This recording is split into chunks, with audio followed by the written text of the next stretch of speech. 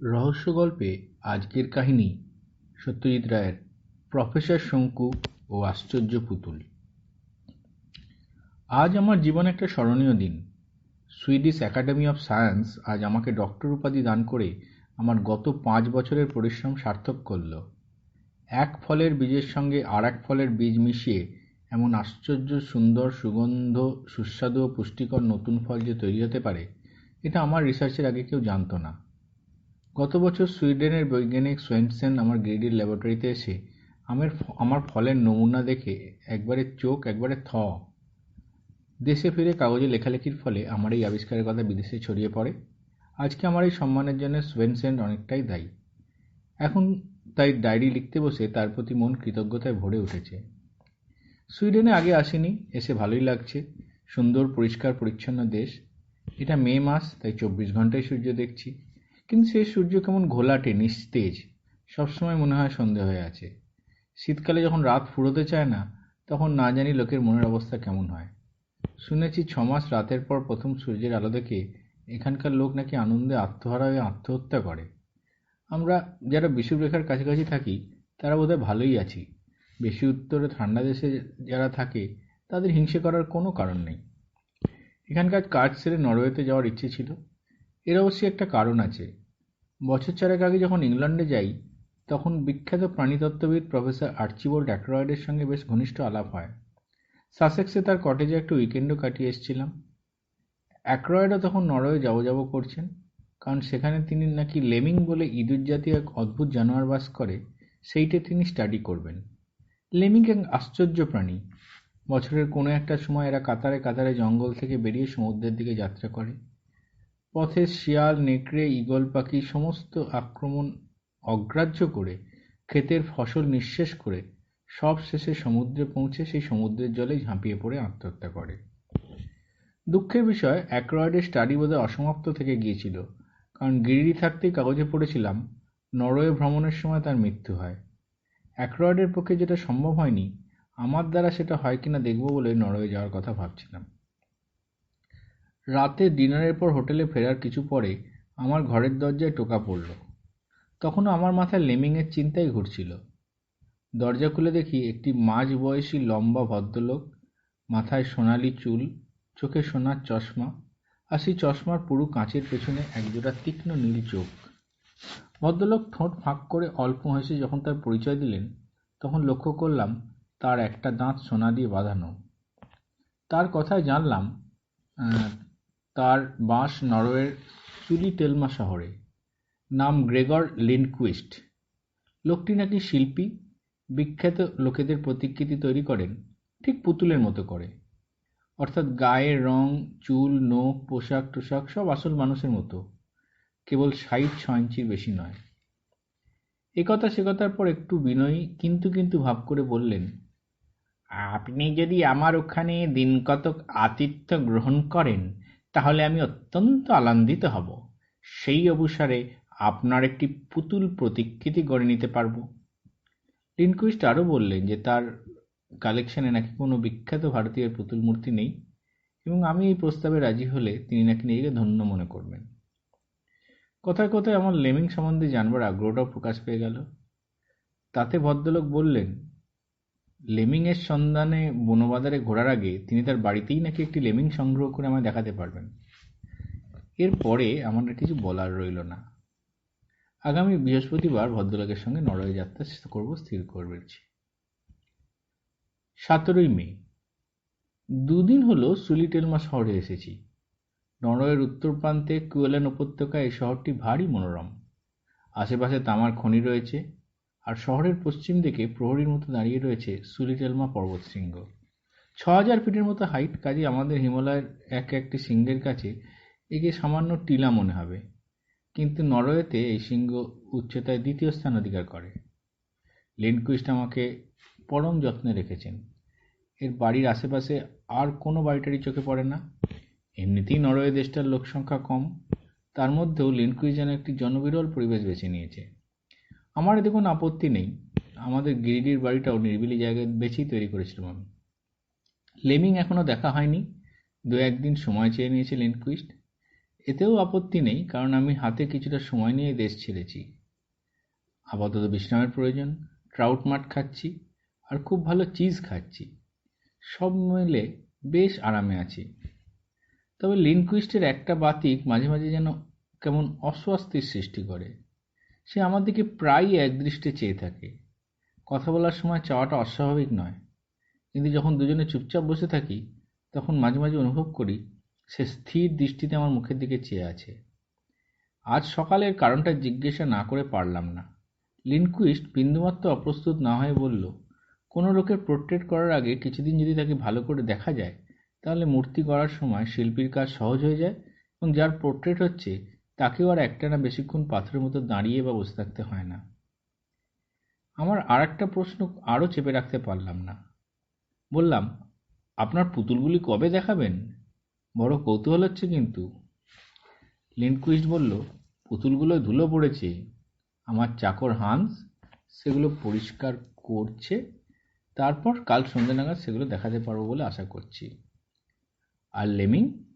আগে পুতুল তারপর লেমিং, কেমন? অগত্যা রাজি হয়ে গেলাম।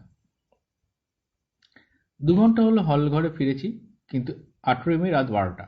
2 ঘন্টা হলো হল ঘরে ফিরেছি, কিন্তু এখনো পর্যন্ত উত্তেজনা কাটিয়ে উঠতে পারিনি। তাই আজকের ঘটনা পরিষ্কার করে লিখতে রীতিমতো অসুবিধে হচ্ছে। আজ সন্ধ্যে 7টায়, সন্ধ্যা বলছি ঘড়ির টাইম অনুযায়ী, কারণ এখানে সত্যিকারের রাত দিনের কোনো তফাৎ বোঝা যায় না, লিনকুইস্ট তার বৈঠকখানে একটা গোপন দরজা খুলে একটা ঘোরানো সিঁড়ি দিয়ে আমার মাটির নিচে একটা ঘরে নিয়ে গিয়ে তার পুতুলগুলো দেখালো। এরকম আশ্চর্য জিনিস আর কখনো দেখিনি। টেবিলের ওপর রাখা কাঁচের আবরণের ঢাকা জিনিসগুলো যে দেখলাম, সেগুলোকে পুতুল বলতে বেশ দ্বিধাবোধ করছি। আসল মানুষের সঙ্গে এদের তফাৎ কেবল এই যে এগুলো নিষ্প্রাণ, এবং এদের কোনোটিই 6 ইঞ্চির বেশি লম্বা নয়। মোটামুটি বলা যেতে পারে আসল মানুষের যে আয়তন, এগুলি তার 10 ভাগের 1 ভাগ। সব সূত্রে 6টি পুতুল রয়েছে, সবই নামকরা লোকের, যদি এদের সকলের চেহারার সঙ্গে আমার কোনো পরিচয় ছিল না। যাদের দেখে চিনলাম তাদের মধ্যে আছে ফরাসি ভূপর্যটক অঁরি ক্লেমো আর negro champion boxer Bob Sliman. আর 6 নম্বর কাঁচের খাঁচায় যে পুতুলটি কালো চশমা পরে ডান হাত কোটের পকেটের ভেতর ঢুকিয়ে দাঁড়িয়ে আছেন, তিনি হলেন পরলোকগত ব্রিটিশ প্রাণিতত্ত্ববিদ এবং আমার বন্ধু আর্চিবাল্ড অ্যাকরয়েড। 6 বছর আগে লেমিংয়ের সন্ধানে ঘুরতে ঘুরতে নরওয়েতেই যার মৃত্যু হয়। অ্যাকরয়েডের পুতুল দেখেই বুঝতে পারলাম পোর্ট্রেট হিসেবে এগুলো কি আশ্চর্য রকম নিখুঁত। শুধু যে মোটামুটি তার চেহারা মিলেছে তা নয়, এগুলো এমন পদার্থ দিয়ে তৈরি যাতে নাকি মাথার চুল, গায়ের চামড়া, চোখের তারা সবই একবারে জীবন্ত মনে হয়। এই শেষ পুতুলটি দেখে তো নিঃশ্বাস বন্ধ হওয়ার জোগাড়।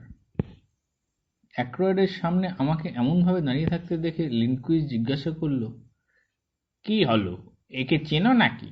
বললাম, বিলক্ষণ, ইংল্যান্ডে আলাপ হয়েছিল, প্রায় বন্ধুত্বই। লেমিংয়ের খবর ওর কাছেই পাই, নরওয়েতেই ওর মৃত্যু হয় বলে শুনেছিলাম। তা হয়, তবে আমার ভাগ্যটা খুবই ভালো। মৃত্যুর কয়েকদিন আগেই আমার এখানে এসেছিলেন, আর তখনই এই পুতুলটি তৈরি করে ফেলি। যাদের পুতুল দেখছো তাদের সকলেই আমার বাড়িতে থেকে আমাকে সিটিং দিয়ে গেছে।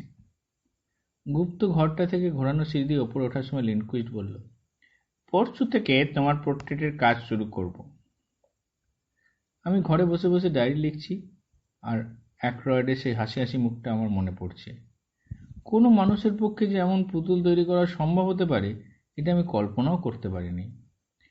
লিনকুইস্ট লোকটা কি শুধু শিল্পী, না বৈজ্ঞানিকও বটে? কি উপাদান দিয়ে ও পুতুলগুলি গড়ে, যাতে চোখ, নখ, চামড়া, চুল এত আশ্চর্য রকম স্বাভাবিক বলে মনে হয়? আশা করি আমার মূর্তিটিও আমার সামনেই গড়বে, যাতে মাল মশলা নিজের চোখে দেখার সুযোগ হবে। কাল সকালে ওকে এ বিষয়ে 2-1টা প্রশ্ন করে দেখব, দেখি না কি বলে। আপাতত লেমিংয়ের প্রশ্নটা স্থগিত রেখে পুতুল নিয়েই পড়া যাক। 19 মে। কাল রাতে ঝোড়ো হওয়ার সঙ্গে একটা তীব্র উগ্র গন্ধ আসতে ঘুমটা ভেঙে গিয়েছিল। গন্ধটা অনেকক্ষণ ছিল, কিছু পরিচিত এবং কিছু অপরিচিত জিনিস মেশানো একটা নতুন গন্ধ। চেনার মধ্যে কপার সালফেট বা ফেরাস অক্সাইড, এছাড়া কেমন যেন একটা মিষ্টি মিষ্টি গন্ধ, সেটা কেমিক্যালও হতে পারে বা অন্য কিছু হতে পারে। মোট কথা, এই বাড়িতে কিংবা বাড়ির আশেপাশে কোথাও কেমিক্যাল নিয়ে কারবার চলছে। লিন্ডকুইস্ট যে বৈজ্ঞানিক সেই সন্দেহটা আরও দৃঢ় হলো। সকালে বুড়ো চাকর হান্স এসে বলল, বাবু একটু বেরিয়েছেন, আপনাকে অপেক্ষা না করে ব্রেকফাস্ট খেয়ে নিতে বলেছেন। খাওয়া দাওয়া সেরে বাড়ির ভিতরে এবং আশপাশটা একটু পাইচারি করে দেখলাম। সেখানে ঝোপঝাড়ের পেছনে ফ্লাস্ক, টেস্ট টিউবের টুকরো এবং মরচে ধরা বনসের বার্নার দেখে আমার আর মনে কোনো সন্দেহ রইল না। পুতুলগুলোর পেছনে একটা বৈজ্ঞানিক কারসাজি রয়েছে। আমার চোখে ধুলো দেওয়া অত সহজ নয়। একটা খটকা কেবল মনে খোঁচা দিচ্ছে, যে বৈজ্ঞানিক সে আরেকজন বৈজ্ঞানিকের কাছে নিজেকে শিল্পী বলে পরিচয় দেবে কেন? রাত 9টা এখন যখন ঘরে ফিরছি তখনও লিন্ডকুইস্টের দেখা নেই। হান্সকে জিজ্ঞাসা করাতে সে ফেরার টাইম সম্বন্ধে কিচ্ছু বলতে পারল না। একা ঘরে বসে থাকতে থাকতে একটা মাথায় বদবুদ্ধি এলো। দিনের বেলা পুতুলগুলোকে আরেকবার দেখে আসতে পারলে কেমন হয়? গুপ্ত ঘরের দরজাটা খোলার একটা সংকেত আছে। দরজার হাতলটা কিছুক্ষণ এদিক ওদিক ঘুরিয়ে তারপর সেটাকে একটা টান দিলেই সেটা খুলে যায়। গতকাল লিন্ডকুইস্ট হাতলটাকে কবার ডান দিকে কবার বাঁ দিকে ঘুরিয়ে তারপর টানটা দিয়েছিল সেটা আমি মনে মনে মুখস্থ করে রেখেছিলাম। সাধারণ লোকের পক্ষে অবশ্যই এই কাজটা সম্ভব হতো না। হান্সকে ডেকে বললাম, আমার একটা জরুরি টেলিগ্রাম পাঠানো দরকার। তুমি যদি কাজটা করে দিতে পারো। আমার ঠান্ডা দেশে এসে একটু হাঁপ ধরেছে, এতটা পথ হাঁটতে পারলাম না। হান্স অবশ্যই তৎক্ষণাৎ রাজি হয়ে গেল এবং আমি আমার বাড়ির চাকর প্রহ্লাদের নামে একটা আজগুবি টেলিগ্রাম লিখে হান্সকে টাকা দিয়ে পাঠিয়ে দিলাম। হান্স রওনা হওয়ার পর আরও 5 মিনিট অপেক্ষা করে আমি বাড়ির গেটের বাইরে রাস্তায় গিয়ে দাঁড়ালাম। এদিক ওদিক চাইলে বহুদূর অবধি দেখা যায়। লিন্ডকুইস্টের কোনো চিহ্ন দেখলাম না।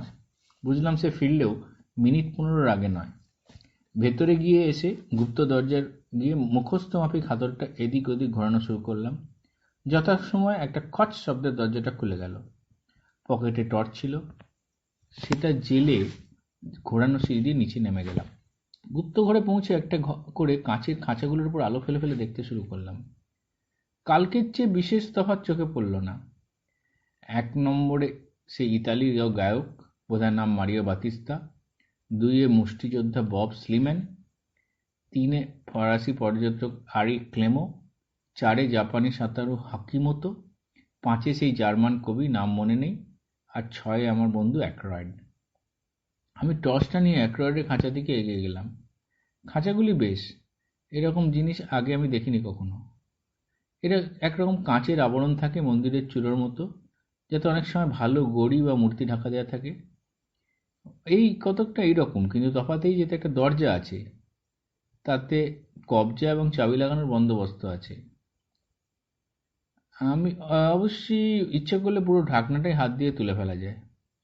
আমি কাঁচের সঙ্গে প্রায় মুখ লাগিয়ে দিয়ে অ্যাক্রয়েডের পুতুলটা দেখতে লাগলাম।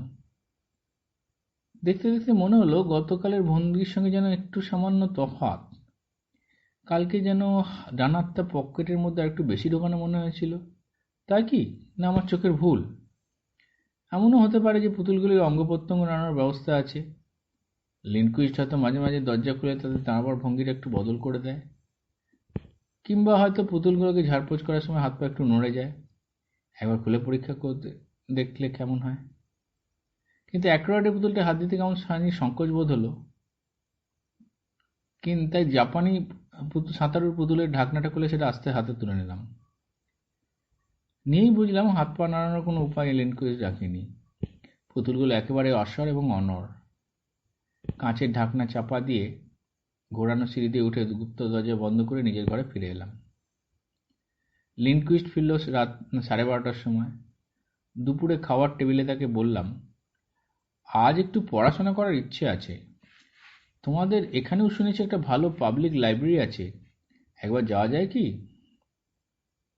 লিন্ডকুইস্ট বলল, স্বচ্ছন্দে, আমি রাস্তা বাতলে দেব। আজই যাও, কারণ কাল থেকে তো তোমার সিটিং দিতে হবে। আমি বিশ্রাম না করেই বেরিয়ে পড়লাম। মনের মধ্যে কেমন যেন একটা অস্পষ্ট সন্দেহ উঁকি মারছিল, সেই কারণেই পুরনো খবরের কাগজ ঘাঁটার দরকার হয়ে পড়েছিল। 3.5 ঘন্টা লাইব্রেরিতে বসে লন্ডন টাইমস কাগজের ফাইল ঘেঁটে মনে গভীর সন্দেহ, উত্তেজনা ও উদ্বেগ নিয়ে বাড়ি ফিরলাম। 2 বছর আগের 11ই সেপ্টেম্বর টাইমস কাগজে আর্চিবাল্ড অ্যাক্রয়ের মৃত্যু সংবাদ পড়ে জানতে পারলাম যে অ্যাক্রয়েড কিভাবে কোথায় মারা গিয়েছিলেন তা জানা যায়নি। নরওয়ে ভ্রমণকালে তিনি নিখোঁজ হয়ে যান।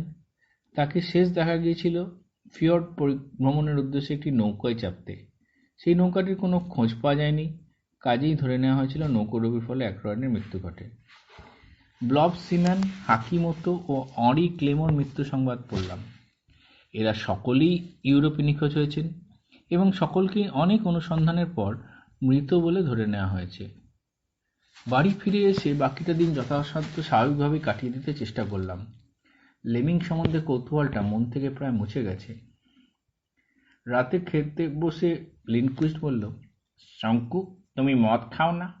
আমাদের দেশের একটা ভালো ওয়াইন একটু চেখে দেখবে নাকি?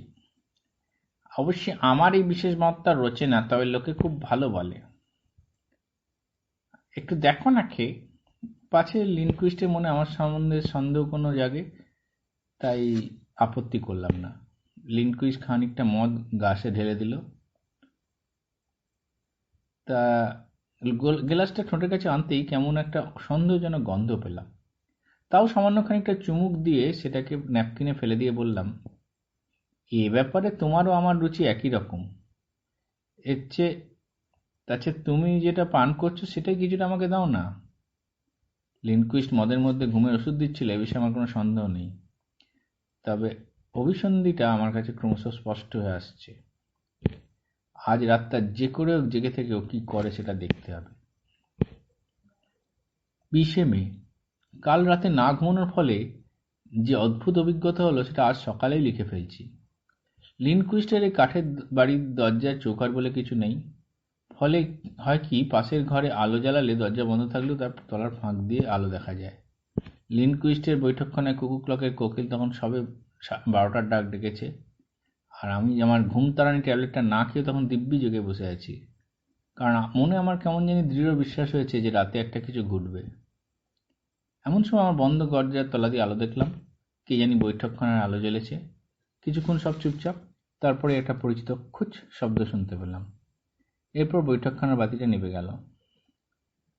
আমি মিনিট খানেক চুপ করে থেকে মোজা পায়ে আস্তে আস্তে আমার দরজার দিকে এগিয়ে সেটা ইঞ্চি খানেক ফাঁক করে চোখ লাগিয়ে এদিক ওদিক দেখে নিলাম। তারপর দরজা খুলে এগিয়ে গেলাম। গুপ্ত দরজা গিয়ে দেখি দরজা খোলা। বিপদের আশঙ্কা সত্ত্বেও একটা অদম্য বৈজ্ঞানিক কৌতূহল আমাকে পেয়ে বসেছে। আমি দরজা খুলে ভিতরে ঢুকে সিঁড়ি দিয়ে নামতে শুরু করলাম। 3.5 পাক নামলে পরে পুতুলের ঘরে পৌঁছানো যায়। 3 পাকের শুরুতে একটা অদ্ভুত শব্দ আমার কানে এলো। আমার কান, শুধু কান কেন, আমার সব ইন্দ্রিয় সাধারণ মানুষের চেয়ে অনেক বেশি সজাগ। তবু এই শব্দটা এতই নতুন, এটা চিনতে আমার বেশ কিছুটা সময় লাগলো। অবশেষে হঠাৎ চিনতে পেরে বিস্ময় এবং আতঙ্কে আমার রক্ত হিম হয়ে গেল। এ হলো মানুষের চিৎকার, কিন্তু গলার স্বরটা সাধারণ মানুষের চেয়ে অনেক অনেক গুণে তীক্ষ্ণ ও মিহি। চিৎকারের ভাষাটা জাপানি। আমার বুঝতে বাকি রইল না ওই জাপানি পুতুল সাঁতারু হাকিমতোই কোনো বিপন্ন অবস্থায় পড়ে এইভাবে আর্তনাদ করছে। আমি স্তম্ভিত হয়ে চিৎকারটা শুনছি, এমন সময় হঠাৎ সেটার সময় থেমে গেল। তারপর টং করে কাঁচের শব্দ। এই শব্দের কারণ অনুমান করা কঠিন নয়। কাঁচের খাঁচার দরজা বন্ধ হওয়ার শব্দ এটা। আমার কৌতূহল এখন সব ভয়কে ছাপিয়ে উঠেছে। আমি সিঁড়ির বাকি কটা ধাপ নেমে গিয়ে দেয়ালের পাশ দিয়ে গলাটা বাড়িয়ে দিলাম। লিনকুইস্ট একটা চাবি দিয়ে সেই ফরাসি পর্যটকের খাঁচাটা খুলেছে। তারপর হাত ঢুকিয়ে মুঠো করে পুতুলটা বাইরে বের করে এনে তার গায়ে বাঁ হাত দিয়ে কি একটা ঠেকাতেই পুতুলটা হাত পা ছুটতে আরম্ভ হলো। তারপর শুরু হলো ক্ষীণ মিহি সুরে আর্তনাদ। লিনকুইস্টের ব্যাপারে কোনো বিচলিত হওয়ার লক্ষণ দেখলাম না। সে আর্তনাদ অগ্রাহ্য করে একটা ছোট ড্রপার দিয়ে পুতুলের হাঁ করা মুখে কি যেন পুড়ে দিচ্ছে। আস্তে আস্তে পুতুলের হাত পা ছোড়া থেমে গেল। তারপর লিনকুইস্ট আগের সেই প্রথম জিনিসটার পুতুলের গায়ে ঠেকাতেই সেটার হাত পা অসাড় হয়ে আগের অবস্থায় চলে গেল। লিনকুইস্ট সেটাকে খাঁচার মধ্যে পুরে দাঁড় করিয়ে দরজা বন্ধ করে চাবি দিল। আমি আমার জায়গায় বিহ্বল অথচ তন্ময় হয়ে দাঁড়িয়েই রইলাম। আর তার পেছনে 10 হাতের মধ্যেই যে আমি দাঁড়িয়ে আছি সেটা লিনকুইস্টের খেয়াল হলো না। এরপর অ্যাক্রয়েডের পালা। উন্মাদ বৈজ্ঞানিকের হাতের মুঠোয় অ্যাক্রয়েডের শোচনীয় অবস্থা দেখে আমার ক্রোধ ও উত্তেজনা সংবরণ করা কঠিন হচ্ছিল। এমন সময় হঠাৎ দেখলাম অ্যাক্রয়েডের ছটফটানি থেমে গেল। এত দূর থেকেও মনে হলো তার মাথাটা যেন আমার দিকেই ঘোরানো।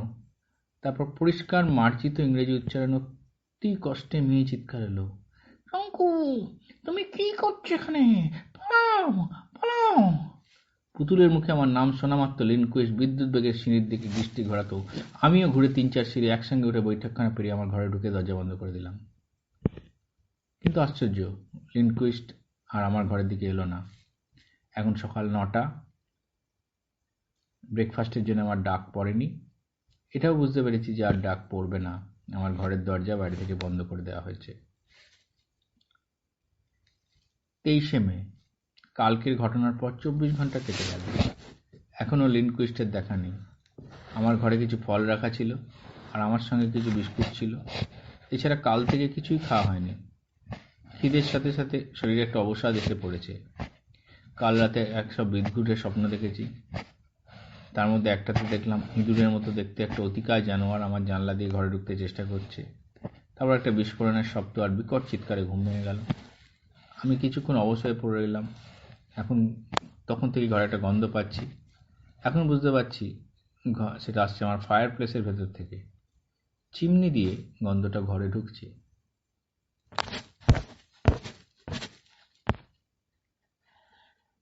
শুধু গন্ধ নয়, গন্ধের সাথে বাষ্পের মতো কি যেন ঢুকে ঘরটাকে ধোঁয়ায় আচ্ছন্ন করে দিচ্ছে। আমার মাথাটাও কেমন ঝিমঝিম করছে। লিখতেও বেশ অসুবিধে হচ্ছে। আর বোধহয় কলম। 7ই জুন। আমি সুস্থ আছি বলবো না, তবে বেঁচে যে আছি এটাই বা কম আশ্চর্যের কথা। স্ক্যান্ডিনেভিয়ান এয়ারওয়েজের ভারতগামী প্লেনে বসে ডায়েরি লিখছি। ডিনারে ট্রাউট মাছ দিয়েছিল, খাইনি। লিনকুইস্টের বাড়িতে খাওয়া কোনো কিছুই আর কোনোদিন খেতে পারবো কিনা জানি না। সুলি টেলমার পুরো ঘটনাটা মন থেকে চিরকালের জন্য মুছে ফেলার কোনো বৈজ্ঞানিক উপায় আছে কিনা সেটা গেরিটিতে গিয়ে ভেবে দেখতে হবে। যাই হোক, আপাতত ঘটনা আমার ডায়েরিতে লিখে রাখি, কারণ এ ধরনের পৈশাচিক কাণ্ড কারখানা একটা বিবরণ দেওয়া থাকলে আর কিছু না হোক ভবিষ্যতে একটা ওয়ার্নিং এর কাজ করতে পারে। আমার 23শে মেয়ের বিবরণে ধোঁয়া আর গন্ধের কথা বলেছিলাম। গন্ধটা যে কখন আমাকে অজ্ঞান করেছিল সেটা আমি টেরই পাইনি। জ্ঞান যখন হলো তখন মনে হয় আমি একটা বিশাল ঘরের মধ্যে শুয়ে আছি। ঘরের ছাদটা এতই উঁচুতে আমি যেন ভালো করে দেখতেই পাচ্ছি না। প্রথমে মনে হলো আমি হয়তো কোনো গির্জার ভেতরে রয়েছি, কিন্তু তারপর ভালো করে দেখতে দেখতে ছাদের কড়িবর্গগুলো চোখে পড়ল, আর সেগুলোর কেমন যেন চেনা চেনা মনে হলো। তো যে জিনিসটার উপর শুয়ে আছি সেটা পিঠের তলায় কেমন নরম নরম মনে হচ্ছিল, তবে সেটা বিছানা নয়, কারণ সেটা স্থির থাকছিল না।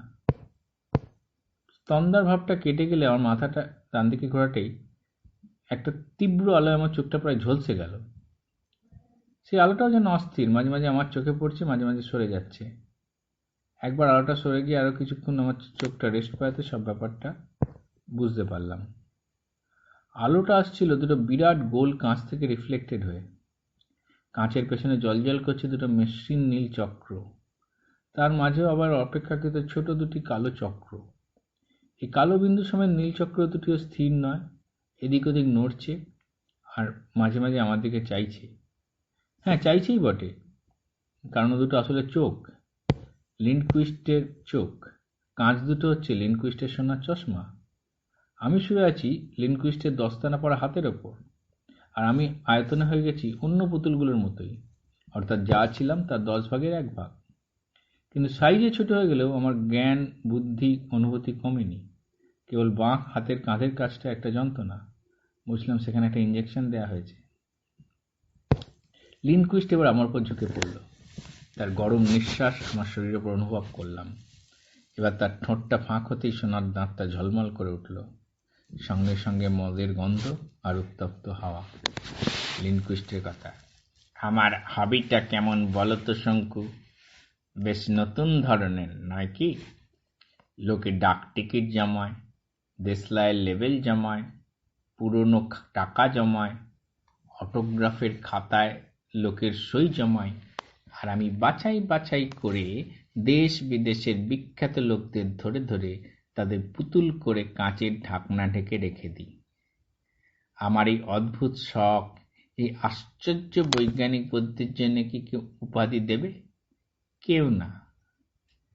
তুমি বলবে একজন বৈজ্ঞানিক তো আমার সংগ্রহে আছে, তাহলে আর তোমাকে রাখা কেন? আসলে কি জানো, বৈজ্ঞানিক বলে তো তোমাকে রাখছি না, রাখছি ভারতীয় বলে। বিখ্যাত ভারতীয় আর চট করে ঘরের কাছে কোথায় পাবো বলো? নরওয়েতে আর কজনই বা আসবে? আর আমার এই আস্তানে তো সকলে সবসময় আসতেই চায় না, যেমন তুমি এলে। লিনকুইস দম নেওয়ার জন্য একটু থামলো, তারপর জিভ দিয়ে ঠোঁট চেটে বলল, আমার সবচেয়ে বড় গুণ কি জানো? আমি খুন করি না। এরা আসলে জ্যান্ত আছে।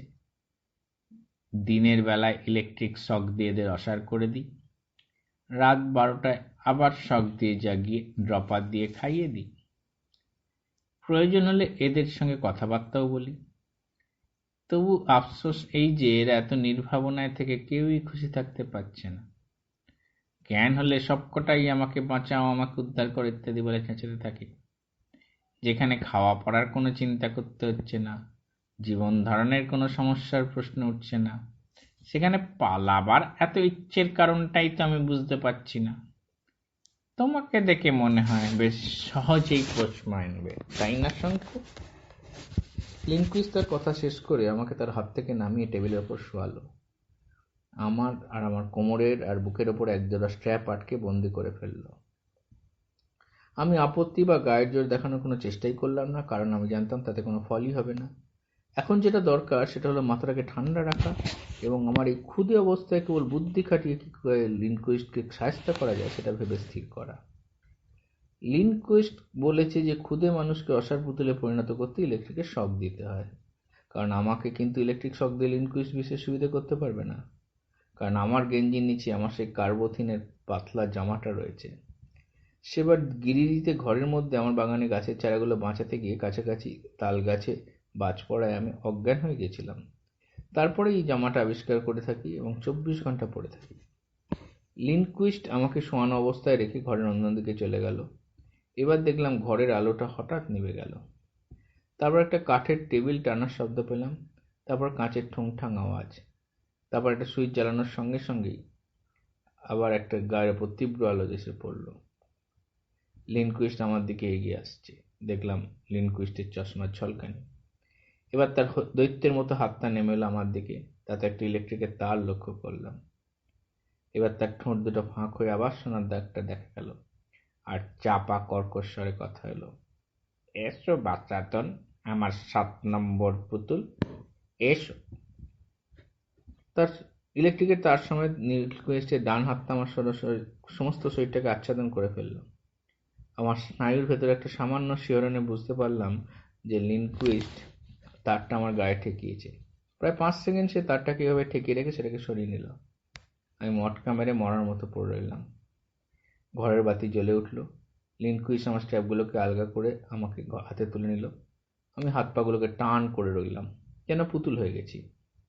লিনকুইস্ট আমাকে একটা নতুন টেবিলের ওপর নতুন কাঁচের খাঁচার মধ্যে রেখে খাঁচার দরজায় চাবি দিয়ে গেল। ঘরের বাতি নেভে গেল। তারপর ঘোরানো সিঁড়ি দিয়ে ভারী পায়ে উঠে যাওয়ার শব্দ পেলাম, গুপ্ত দরজা বন্ধ হওয়ার শব্দ। এবার আমি হাত পা আলগা করলাম। ঘরে দুর্ভেদ্য অন্ধকার, কিচ্ছু দেখা যায় না। আমি হেঁটে হেঁটে একটু এগিয়ে যেতে কাঁচের দেয়ালের সামনে পড়লাম। হাত দিয়ে ঠেলে দেখি সেটা রীতিমতো ভারী, এক চুল নড়ানোও সম্ভব না। কাঁচের গায়ে ঠেস দিয়ে বসে ভাবতে আরম্ভ করলাম। নরওয়েজীয় বুনো শেয়ালের ডাক শোনা যাচ্ছে মাঝে মাঝে। কাঁচের ঢাকনা আর এই টেবিলের মাঝখানে যে সামান্য ফাঁকড়া আছে সেখান দিয়ে শব্দ আসছে, এবং এই চুল পরিমাণ ফাঁক দিয়ে যে হাওয়া ঢুকছে সেটা আমার নিঃশ্বাস প্রশ্বাসের পক্ষে যথেষ্ট। ওপরের বৈঠকখানা থেকে কুকু ক্লকের শব্দ শুনলাম, কুকু কুকু কুকু।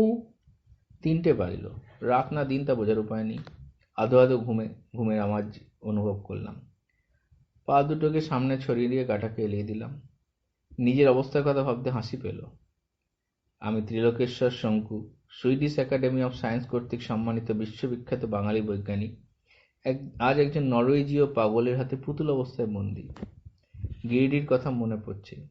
উশ্রী নদী, খান্ডুলি পাহাড়, আমার বাড়ি, আমার বেড়াল নিউটন, চাকর প্রহ্লাদ, আমার ল্যাবরেটরি, আমার বাগানের উত্তর দিকে সেই গোলঞ্চ গাছ, আমার কত অসমাপ্ত কাজ, কত গবেষণা, কত টুং টুং টুং। ওটা কিসের শব্দ? একটা দীর্ঘশ্বাস বুকের উপর উঠে আসতে গিয়ে থেমে গেল। আমি পা দুটোকে টেনে নিয়ে সোজা হয়ে বসলাম। টুং টুং টুং টুং টুং টুং টুং। আমি উঠে দাঁড়ালাম। আমার পাশের খাঁচা থেকে শব্দটা আসছে, অ্যাক্রয়েডের খাঁচা। টুং টুং টুং টুং টুং টুং টুং। এ কি? এ তো মর্স কোড, টেলিগ্রাফের টয়টক্কর ভাষা। আর এই ভাষা তো আমিও জানি। আমি কাঁচের গায়ে হাত ঠুকে জানালাম, আবার বলো। আবার টুং টুং শব্দ হলো। আমি মনে মনে তার মানে করতে লাগলাম। অ্যাক্রয়েড বলল,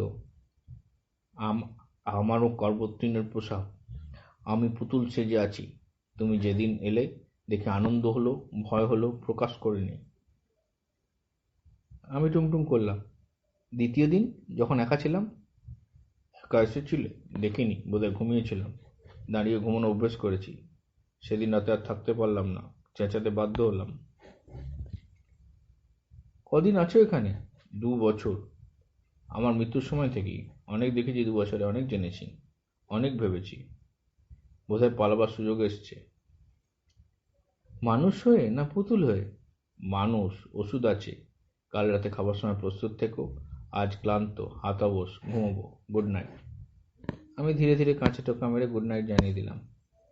অ্যাক্রয়েড বেঁচে আছে, আমারই মতো। কার্বোথিনের ফর্মুলা আমি ওকে দিয়েছিলাম, কিন্তু পালানোর ও কি উপায় আবিষ্কার করেছি জানি না। আবার মানুষ হয়ে গিরিতে ফিরতে পারবো, অক্ষত দেহে? জানি না। কপালে কি আছে কিছুই জানি না। ভাবতে ভাবতে আমারও কখন ঘুম এসে গিয়েছিল। ঘুম ভাঙার পরে বাকি সময়টা অন্ধকারে কাছে ঠেস দিয়ে বসে কাটিয়েছি। কুকু ক্লকটা অনেকবার বেজেছে। প্রথমে সময়ের খেয়াল রেখেছিলাম, তারপর আর রাখিনি। অবশেষে একসময় রাত 12টা যে বাজলো সেটা গুপ্ত দরজা খোলার শব্দ শুনে বুঝতে পারলাম। শব্দ পাওয়ার সঙ্গে সঙ্গে আমি সোজা হয়ে পুতুলের ভঙ্গি নিয়ে দাঁড়ালাম। লিনকুইস্ট গড়ানো সিঁড়ি দিয়ে নেমে এলো। একটা গুনগুন শব্দ শুনে বুঝলাম সে গান গাইছে। তারপর খুট করে শব্দ করে ঘরের বাতিটা জ্বলে উঠল। আমি মাথা না ঘুরিয়ে আর চোখে যতদূর দেখা যায় তাই দেখার চেষ্টা করলাম। লিনকুইস্ট কিন্তু আমাদের টেবিলের দিকে এলো না। সে ঘরের পেছনের দিকে আর একটা দরজা খুলে পাশের ঘরে চলে গেল এবং সেখানেও একটা বাতি জ্বলে উঠল। আমি আরেকটু সাহস করে অ্যাক্রয়েডের দিকে চাইলাম। অ্যাক্রয়েড আমাকে দেখে একটু হাসলো, তারপর ডান পকেটে ঢোকানো হাতটা হাতে হাতে আস্তে আস্তে বার করলো। তারপর হাতটা আমার দিকে তুলে ধরলো। দেখি তার হাতে একটা ছোট্ট 1/2 ইঞ্চি লম্বা ইঞ্জেকশন দেওয়ার সিরিঞ্জ। অ্যাক্রয়েডের পরের কাজটা আরো বিস্ময়কর। সে সিরিঞ্জটা পকেটে পুরে তার খাঁচার দরজার দিকে এগিয়ে গিয়ে চাবির গর্তের মধ্যে হাত ঢুকিয়ে একটু নাড়াচাড়া করে দরজাটা খুলে গেল। অ্যাক্রয়েড দরজা খুলে বেরিয়ে এলো। আমার তো দম বন্ধ হয়ে যাওয়ার জোগাড়। লিনকুইস্ট যদি ফিরে আসে? অ্যাক্রয়েড যেন সে বিষয়ে কোনো চিন্তা না করে টেবিলের পাশ দিয়ে হেঁটে হেঁটে খাঁচার পেছন দিকটা এসে এদিক ওদিক থেকে টেবিল থেকে শূন্যে ঝাঁপিয়ে পড়ল। লোকটা আত্মহত্যা করছে নাকি? না, তা নয়। একটা ইলেকট্রিকের তার টেবিলের পেছন থেকে মাটিতে ঠেকেছে। অ্যাক্রয়েড টেবিলের থেকে অব্যর্থ লক্ষ্য করেই ঝাঁপটা দিয়েছে এবং তারটা ধরে সে মেঝের দিকে নামছে। অ্যাক্রয়েড যে বেশ সুস্থ সবল লোক ছিল সেটা আমি জানতাম, কিন্তু এই দুরূহ জিমন্যাস্টিকের কাজটাও যে তার আয়ত্তে থাকতে পারে আমার সেটা জানা ছিল না। তার বেয়ে মাটিতে নেমে অ্যাক্রয়েড খোলা দরজা দিয়ে একবার উঁকি মেরে অন্য ঘরটায় চলে গেল। ঘরটা থেকে একটা অদ্ভুত আওয়াজ আসছে, সেটা আমি এতক্ষণ খেয়াল করিনি। এবার শুনতে পারলাম। এটা তো মানুষের গলার শব্দ নয়। তবে এটা কি? আমার পক্ষে তো এই শব্দ চেনা অসম্ভব। শব্দটা বন্ধ হওয়ার পর লিনকুইস্টের পায়ের আওয়াজ পেলাম। সে বাতি নিভিয়ে আমার ঘরটায় ফিরে এলো। লিনকুইস্ট চাবি বার করে খাঁচার দরজা খুলে ইতালীয় গায়ক বাতিস্তাকে নিয়ে ব্যস্ত হলো। আমি কাঠের মতো দাঁড়িয়ে আর চোখে একবার লিনকুইস্টের দিকে, আবার পাশের ঘরের দরজাটার দিকে চাইতে লাগলাম। যথারীতি বাতিস্তার চিৎকার হলো। অ্যাক্রয়েড পাশের ঘরে কি করছে না করছে ভেবে ঠাউর করতে যাচ্ছি, এমন সময় হঠাৎ পাশের ঘরের দরজাটা খুলে গেল এবং সঙ্গে সঙ্গে তার 6 ফুট লম্বা দেহ নিয়ে ঝড়ের মতো প্রবেশ করে আমার বন্ধু অ্যাক্রয়েড লম্ফ দিয়ে এসে লিনকুইস্টের ওপর ঝাঁপিয়ে পড়ল।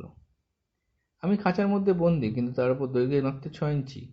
অ্যাক্রয়েডকে যে সাহায্য করবো তার কোনো উপায় নেই। কিন্তু কয়েক মুহূর্তের মধ্যে বুঝলাম যে অ্যাক্রয়েডের সাহায্যের কোনো প্রয়োজন নেই। লিনকুইস্টের স্বাদের 1 নম্বর পুতুল হাতে থাকিতে প্রথমে থেকে সেইটিকে পাশে সরিয়ে রাখতে অ্যাক্রয়েড তাকে জাপটে ধরেছে। লিনকুইস্ট কিছু করতে পারার আগেই দেখি অ্যাক্রয়েড একটা সিরিঞ্জ নিয়ে নরওয়েজিয়ার বাঁ হাতের কোটের আস্তিনের উপর দিয়েছে প্রচণ্ড খোঁচা। তারপরে দৃশ্য আরো ভয়াবহ, আরো অবিস্মরণীয়। কয়েক মুহূর্ত আগেই অ্যাক্রয়েডকে দেখেছিলাম তারই সমান একটা জোয়ান লোককে জাপটে ধরতে, আর এখন দেখলাম অ্যাক্রয়েডের বাঁ হাতের মুঠোয় লিনকুইস্টের 6 ইঞ্চি লম্বা একটি পুতুল সংস্করণ। অ্যাক্রয়েড অবজ্ঞা ভরে পুতুলটিকে টেবিলের ওপর ফেলে দিয়ে তার গায়ে বৈদ্যুতিক তার ঠেকিয়ে সেটাকে অসাড় করে দিল। তারপর আমার খাঁচার দিকে এসে খাঁচের জানলা খুলে তার পকেট থেকে সেই ছোট 1/2 ইঞ্চি সিরিঞ্জটা বার করে আমায় দিয়ে বলল, এত ছোট জিনিসটা তুমি ভালো করে হ্যান্ডেল করতে পারবে, এটা নিয়ে ফেলো। আমি আর দ্বিরুক্তি না করে ইঞ্জেকশনটা নিয়ে নিজের আয়তনে ফিরে এলাম। কিন্তু এই ওষুধ অ্যাক্রয়েড পেল কি করে? প্রশ্ন করতে অ্যাক্রয়েড আমার কাঁধে হাত দিয়ে আমাকে পাশের ঘরে নিয়ে গেল। সুইচ টিপতেই ঘরে আলো জ্বলে উঠল।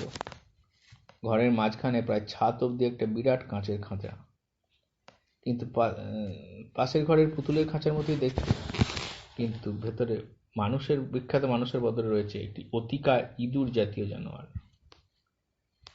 আমি পরম বিস্ময়ে অসার জন্তুটির দিক থেকে অ্যাক্রয়েডের দিকে চাইতেই সে বলল, বোধ করি অনুমান করতে পারছে জানোয়ারটা কি। এটা লেমিংয়ের একটা অতিকায় সংস্করণ, আসল লেমিংয়ের চেয়ে 10 গুণে বড়। কিছুদিন আগেই লিনকুইস্ট এই নিয়ে এক্সপেরিমেন্ট করছে। বড় জিনিসের ছোট সংস্করণের মতো ছোট জিনিসের বড় সংস্করণ জমিয়ে রাখার শখ হয়েছিল বোধহয়। সফল যে হয়েছিল সেটা কালকেই জানতে পেরেছিলাম হান্সের সঙ্গে লিনকুইস্টের কথাবার্তা থেকে, এবং এই ওষুধই যে আমাদের আসল চেহারায় ফিরিয়ে আনতে পারবে সেটা তখনই আন্দাজ করেছিলাম। আমি অন্যান্য পুতুলগুলোকে দেখিয়ে বললাম, এদের কি হবে? অ্যাক্রয়েড মাথা নেড়ে বলল, এদের তো আর কার্বোসিনের জমা ছিল না, তাই এরা মানুষ অবস্থায় আর বাঁচতে পারবে না। এদের মৃত বলেই ধরে নেওয়া যেতে পারে। চলো যাওয়া যাক।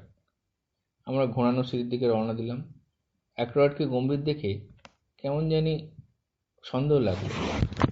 জিজ্ঞেস করলাম, তুমি দেশে ফিরে যাবে? অ্যাক্রয়েড দীর্ঘশ্বাস ফেলে বলল, আমার স্মৃতিসভা হয়ে গেছে তা জানো? আমার স্ত্রী বিধবার পোশাক পরে নিয়েছে, আমার নামে আমার টাকা থেকে একটা স্কলারশিপ পর্যন্ত দেওয়া হয়েছে। এই অবস্থায় দেশে ফিরে যাওয়া কি বেখাপ্পা হবে না? তাহলে তুমি কি করবে? আমার একটা কাজ অসমাপ্ত রয়েছে। লেমিংদের সঙ্গে এখনো ভালো পরিচয় হয়নি, আর কয়েকদিন পরে ওদের সমুদ্র যাত্রা শুরু হবে। আমিও সেই দলে ফিরে পড়বো ভাবছি। একটা সামান্য প্রাণী যদি নির্ভয় সমুদ্র জলে ঝাঁপিয়ে পড়তে পারে, তা আমি পারবো না কেন? 12ই জুন। গিরিটিতে ফেরার 4 ঘন্টা পরে ডায়েরি লিখছি। একটা কথা লেখা দরকার, কারণ সেটা আগের ঘটনার সঙ্গে যুক্ত। ফিরে আসার পর লক্ষ্য করছিলাম আমার চাকর প্রহ্লাদ আমার দিকে বারবার কেমন যেন সন্দেহ দৃষ্টিতে চেয়ে দেখছে। এখন তার কারণটা বুঝতে পেরেছি। আমার যে জুতোটা গিরিটিতে রেখে গিয়েছিলাম সেটা পরতে গিয়ে দেখি পায়ে ছোট হচ্ছে। তারপর কালো কোটটা পরতে গিয়ে দেখি আস্তিনটা সামান্য ছোট। তখন আমার হাইটটা মাপতে গিয়ে ব্যাপারটা পরিষ্কার হলো। লিনকুইস্টের ওষুধ আমাকে ঠিক আগের আয়তনে ফিরিয়ে না এনে আগের চেয়ে 2 ইঞ্চি লম্বা করে দিয়েছে।